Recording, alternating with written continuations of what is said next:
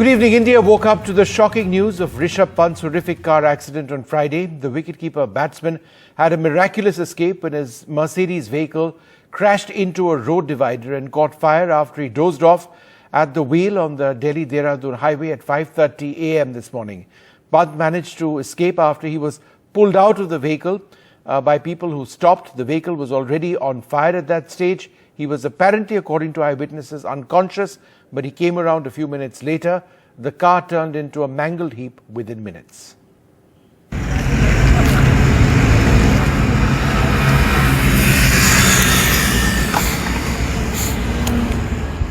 Moments after India's star wicket-keeper's miraculous escape from his Mercedes that went up in flames after crashing into a divider railing.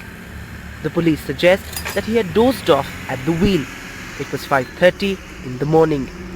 Somehow, despite the injuries, Rishabh managed to break the windshield and escape from the burning vehicle. Within minutes, the Mercedes was completely charred. It had been a very close call. A miracle that he had managed to get out. Fortunately, he was conscious. The accident took place on the Delhi-Haridwar National Highway in Roorkee, the video of which was caught on a security camera that shows Rishabh's Mercedes hitting the divider at high speed. This is the broken glass of his car's windscreen. After it rammed into a divider, it finally came to this spot, which is where it caught fire and got completely charred. In fact, as the police say, he was lucky enough to have survived. He broke the windscreen of his car and managed to escape just in the nick of time. Eyewitnesses rushed to the spot and informed the police, who took the cricketer to a private hospital nearby before he was shifted to the Max Hospital in Dehradun. हमने देखा जी यहाँ पर accident हो रहा था। हाँ। तो भाई बाहर निकले हुए पड़े थे गाड़ी से, तो हमने देखा, उन्हें पूछताछ की भाई कैसे हुआ। हाँ। तो बोलने लगे भाई नींद आ गई, नींद की झपकी लग गई थी। पुलिस को बताया, 102 एम्बुलेंस को भी कॉल किया। हाँ। एम्बुलेंस आई, हम हॉस्पिटल लेके गए भाई को। हाँ। सक्षम हॉस्पिटल। सक्षम हॉस्पिटल जी। इंस्पेक्टर मंगलौर और हम सभी पहुँचे, जहाँ सक्षम हॉस्पिटल रुड़की में उनका डॉक्टरों की टीम के द्वारा उपचार किया गया। उपचार के उपरांत बेहतर उपचार और एहतियातन उनको देहरादून मैक्स हॉस्पिटल रेफर किया गया है। कार में वो अकेले थे, स्वयं चला के आ रहे थे रुड़की अपने परिजनों से मिलने के लिए, और ऋषभ पंत का स्वयं मानना है कि संभवतः झपकी आने के कारण ये दुर्घटना हुई होगी, लेकिन अभी बाकी सभी पहलुओं से भी जानकारी की जा रही है। In a statement, the Secretary of India's Cricketing Board, Jay Shah, said that after the accident, Pant has 2 cuts on his forehead, a ligament tear in his right knee, and has also hurt his right wrist, ankle and toe, apart from injuries on his back. Pant is currently being treated at Dehradun's Max Hospital, which describes his condition as stable and out of danger. Sources say that the hospital will take a call on airlifting him to Delhi depending on scans and tests done on him.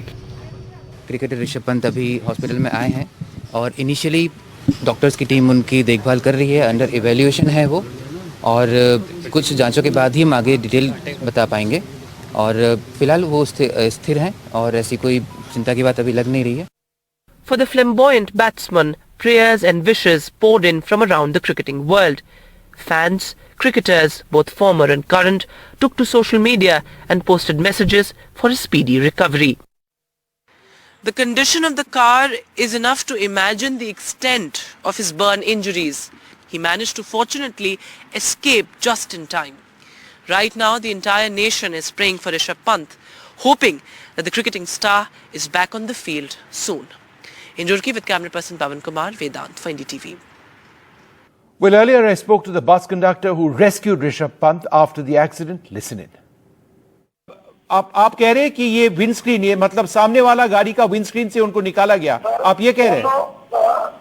नहीं, windscreen sir, ये मैं ये बोल रहा हूँ, मेरे को ये हमारे को ये नहीं समझ में आया भाई, हम मतलब कैसे फंसा हुआ था वो गाड़ी में, बाकी आधा बार लटक रहा था वो ड्राइवर साइड से निकाला गया उनको। साइड से, हाँ जी, वो बाहर हमने खींच लिया उसको। ड्राइवर के साइड से मतलब दरवाजे से या शीशा से निकाला गया उनको? सर दरवाजा तो बिल्कुल टूटा हुआ था। और उनका कंडीशन, ऋषभ का कंडीशन क्या था, क्या स्थिति था उनका उस वक्त? जब आपने उनको गाड़ी से निकाला था? उस टाइम पंत जी अनकॉन्शियस थे, बेहोश थे। उनको हमने ले जाके बीच में डिवाइडर होता है ना, फुटपाथ होता है। All right, so that eyewitness saying that Rishabh was unconscious for a couple of minutes before he regained consciousness after he was pulled out. Prime Minister Narendra Modi's mother, Hiraba, has died in the early hours this morning. She was 100. Hiraba used to live with Prime Minister Modi's younger brother, Pankaj, at a village called Raisan near Gandhinagar. The Prime Minister would regularly visit Raisan and spend time with his mother during Gujarat visits. In June, the Prime Minister wrote a blog on her birthday saying that his mother shaped his mind, personality and self-confidence. अब जब हम छोटे थे तो हमारा गुजारा करने के लिए वे अड़ोस पड़ोस के घरों में बर्तन साफ करना, पानी भरना, मजदूरी करना। एक माँ ने अपने बच्चों को बड़ा करने के लिए कितना कष्ट उठाया होगा। Prime Minister Narendra Modi bidding farewell to his mother Hiraben, who died in her 100th year at an Ahmedabad hospital this morning, in the presence of his family and just a handful of other dignitaries. No official government events were cancelled on the Prime Minister's insistence. Mr. Modi himself attended a Bengal event via video conferencing. आज मुझे आप सबके बीच रूबरू आना था, लेकिन मेरे निजी कारणों के कारण मैं आप सबके बीच नहीं आ पाया हूं। इसके लिए मैं आपकी बंगाल की क्षमा चाहता हूं। The Prime Minister tweeted this heartfelt tribute early morning, talking about his mother's glorious century. Hiraben was born in the Visnagar city, part of Gujarat's Mehsana district. She married Damodar Das Modi, a tea stall owner, and had a daughter and 5 sons. The Prime Minister is the third of 6 children.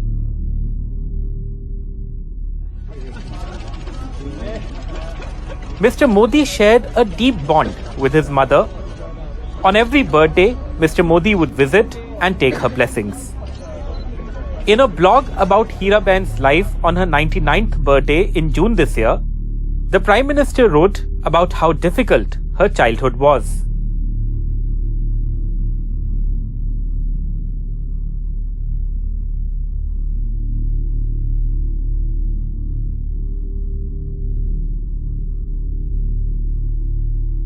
In 2015, a year after he became Prime Minister, Mr. Modi broke down while talking about his mother in a town hall session at the Facebook headquarters in California. अब जब हम छोटे थे तो हमारा गुजारा करने के लिए वे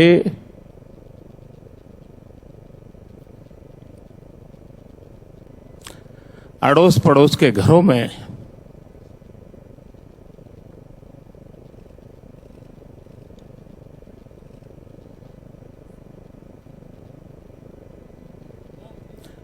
बर्तन साफ करना, पानी भरना,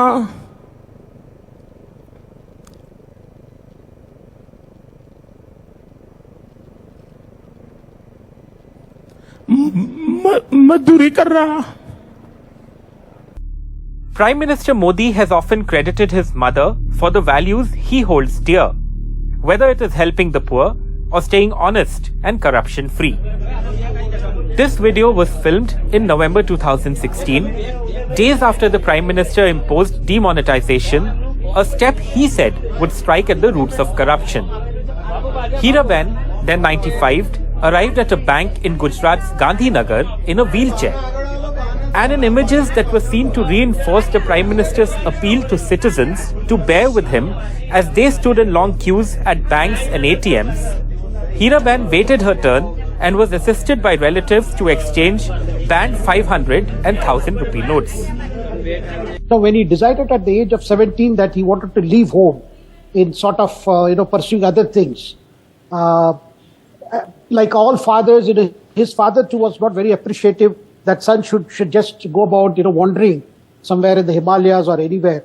That's the time when his mother stood by him, understood his inner calling. Prime Minister mentions that every time when he took a public office, whether it was in 2001 or in 2014, all she would say was, I don't know about what the government is all about, but at least I want you to remember the poor and fight corruption.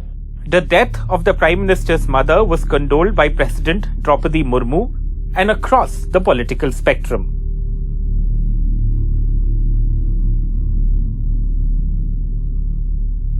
I do not know how to give my condolences message to your family members and the others, because mother is no substitute to any other. Your mother means our mother also. I remember my mother also. International leaders also tweeted their condolences. Born in 1923, Hiraba has seen India from British rule to her son becoming the Prime Minister of the country. Despite being born in a poor family, she always encouraged her children to excel, and that is what the Prime Minister keeps on mentioning. After becoming the Prime Minister, whenever PM Modi used to come to Gujarat, he used to take out time to meet her mother. But this time, when he came to Gujarat, he came here to give her her last farewell. In Gandhinagar, with camera person Rajendra Dayalkar, Sohit Mishra, NDTV. In poll-bound Karnataka, the Union Home Minister Amit Shah today referred to both the JDS and the Congress party as being involved with dynastic politics. He called them corrupt and asked people of Mandya and the old Mysuru region to back the BJP, bring it to power with a majority in Karnataka. Political rivals Amit Shah and H.D. Deve Gowda shaking hands, blessed by Nirmalananda Swami of Adi Chunchanagiri Mutt, the most powerful mutts of all, especially for the Vokkaligas, the second biggest vote bank after Lingayats in Karnataka. Shah visited Mandya, about 100 kilometers from Bengaluru, the Vokkaliga heartland, a weak spot for his party, the BJP, but a bastion of Deve Gowda's JDS. So despite the bonhomie, he made a scathing attack, saying if the JDS is voted to power in elections due next summer, it will operate like a family ATM. Congress आती है तो कर्नाटक दिल्ली का ATM बन जाता है और JDS आती है तो एक परिवार के लिए एटीएम बन जाता है। बारी बारी ये दोनों पार्टियों ने भ्रष्टाचार कर कर्नाटक के विकास को रोकने का काम किया है। Mandya is one among the 9 districts in the old Mysuru region that accounts for nearly 61 of the 224 assembly seats and is a stronghold of both the JDS and the Congress. बारी बारी ये दोनों पार्टियों ने भ्रष्टाचार कर कर्नाटक के विकास को रोकने का काम किया है। Parallel to Shah's rally, the Congress also held one in Vijaypura district, as Congress have kick-started the campaign with a convention. D.K. Shivkumar and Siddaramaiah put up a united face despite factional sniping in recent months, with the focus on attacking the BJP and the JDS. There's some secret understanding between BJP and JDS. Some leaders are trying to get in touch with each other. There is some tactical understanding to defeat the Congress party. Whether Amit Shah comes or Narendra Modi ji also comes, but not much difference going to happen in that area. In a district where the BJP won its first assembly seat only as recently as 2019 by polls, that too after a JDS leader jumped ship to the BJP, Shah sought support on delivering on the party's Ram Mandir promise. मुझे बताओ मांड्या वालों, आप लोग चाहते थे कि नहीं कि अयोध्या में भगवान श्री राम का मंदिर बने? After launching scathing attacks against the JDS and the Congress, Amit Shah chaired a key meet with Basuraj Bommai to discuss the poll strategies. In fact, also with the booth level workers as well. What may also come up for the breakfast meet is also could be, especially with respect to the cabinet expansion, to accommodate the disgruntled MLAs K.S. Ishwarappa and also Ramesh Jarkioli. In fact, what we also see on ground is that the BJP is trying to make consistent efforts to make inroads, especially into the old Mysore region. In Mandya, with Kumar, Shrija for NDTV. There's good news for those looking to save some money, their salary or income, as the central government has hiked interest rates on savings. This comes after the RBI's 5 rate hikes this year. A few more details of this. The interest rates on small savings schemes have been hiked by 20 to 110 basis points. The interest rate on 1, 2 and 3-year deposits have been hiked by 110 points. The interest rate on 5-year term deposits up by 30 basis points. The interest rates on monthly income account schemes hiked by 40 basis points. The interest rate on national savings certificate hiked by 20 basis points. So there's good news for savers. The government has hiked interest rates on savings. The government has hiked deposit rates after the RBI's 5-year hikes this year. Time now for a short break. Up after that, a quick look at the global COVID situation.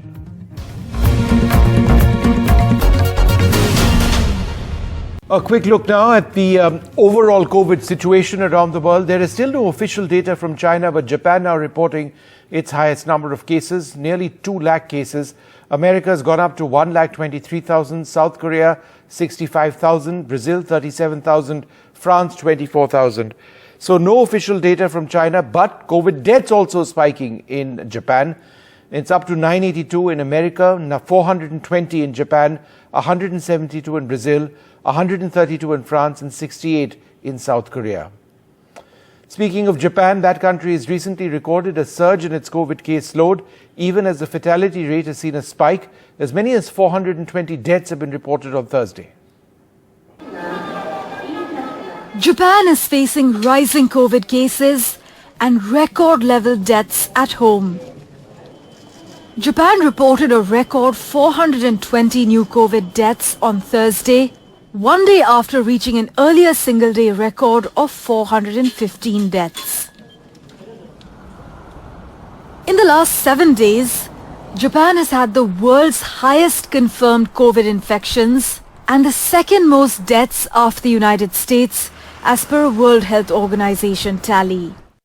第一に、中国本土からの渡航者および中国本土に7日以内の渡航歴のある者すべてに、入国時検査を実施するということ。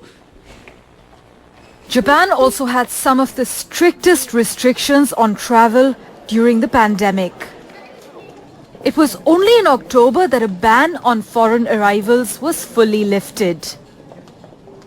This as China's people rush to book flights, many for their first trip overseas in 3 years, others for their first ever holiday abroad, causing concern about the risks of a revival of the pandemic, just as many countries hope to have banished it.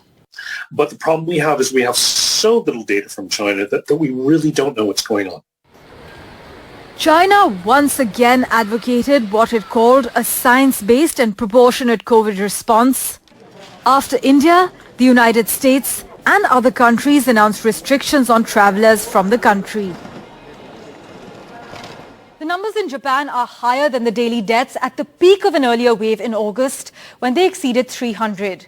Experts say the reason for the latest increase is unclear currently, but could be linked to deaths from the worsening of chronic illnesses among elderly patients. Parmeshwar Bawa for NDTV. The United States and India are among the countries imposing COVID tests for travellers from China. NDTV's Parmeshwar Bawa takes us through the countries that have imposed COVID testing requirements for Chinese travellers. As China opens up amid a COVID surge, there is caution in other countries. The United States will require travellers from China, Hong Kong and Macau to show a negative COVID-19 test before entering the US.